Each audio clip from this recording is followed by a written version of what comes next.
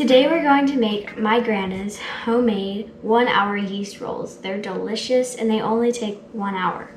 So what you'll need is half a cup of oil, 2 envelopes of yeast, 1/4 a cup of water, 1/4 cup of sugar, a teaspoon of salt, 1/2 teaspoon of baking soda, 1.5 cups of lukewarm buttermilk, and 4.5 cups of flour.